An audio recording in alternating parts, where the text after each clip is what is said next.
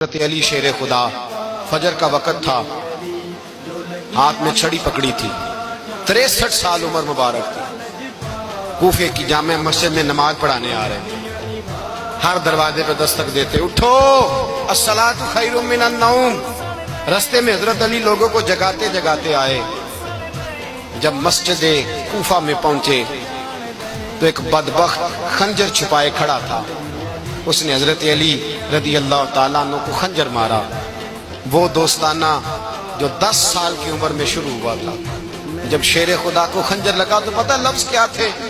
فزت برب الکعبہ، لوگوں رب کعبہ کی قسم میں کامیاب ہو گیا، میری زندگی دین کے کام آ گئی، میں کامیاب ہو گیا۔ حضرت علی کی داڑھی ساری لہو سے بھر گئی۔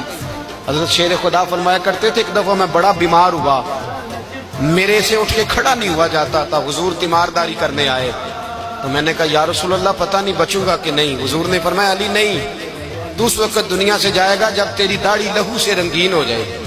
شیر خدا کہتے ہیں جب زخم لگا تو میں نے نیچے جھکا کر دیکھا تو داڑھی لہو سے بھری ہوئی ہے، میں نے کہا بس وہی کامیاب ہو گیا۔ جامع مسجد کوفہ میں مولا علی نے سر سجدے میں رکھا، اور اسلام کی تاریخ کا وہ شخص جس شخص نے اپنی بچپن سے لے کر جوانی، جوانی سے لے کر بڑھاپا، اور جاتے جاتے امام حسن اور حسین کو قریب بلایا اور وصیت کر گئے، بیٹا جینا اسی کا ہے جو دین کے لیے جیے، بیٹا مرنا اسی کا ہے جو دین کے لیے مرے، اس دھج سے کوئی مقتل میں گیا وہ شان سلامت رہتی ہے، یہ جان تو آنی جانی ہے، اس جان کی کوئی بات نہیں۔ حضرت شیر خدا کرم اللہ تعالی وجہ الکریم خاتم الخلفاء تھے، ان پر خلافت اسلامیہ ختم ہوئی۔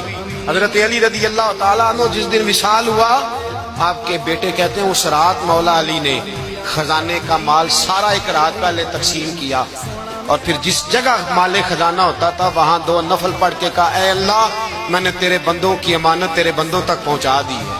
زندگی دین کے نام کر کے وہ شیر رخصت ہوئے۔ 21 رمضان المبارک کی شام ڈھلی تو حضرت علی المرتضیٰ شیر خدا رخصت ہوئے۔ صحابہ کہتے ہیں مدینے میں کوہرام مچا، بغداد کی گلیاں سونی ہوئی، کوفے کے لوگ تڑپے، مکے میں بھی لوگوں نے دعائیں مانگی۔ وہ سورج اس انداز میں دنیا سے گیا کہ اس کی روشنی قیامت تک باقی رہے گی، اس کا اجالا قیامت تک چمکتا رہے گا۔ حضرت علی کا نام آج خودداری کی علامت ہے، حضرت علی کا نام ایمان کی علامت ہے۔ مولا علی کے نام کا نعرہ لگتا ہے تو سینوں میں خون دوڑتا ہے، طاقتیں بیدار ہوتی ہیں، روحیں بیدار ہوتی ہیں۔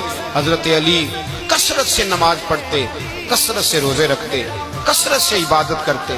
حج تو اتنا محبوب تھا، ہر سال حج کرنے جاتے، ہر سال حج کرتے۔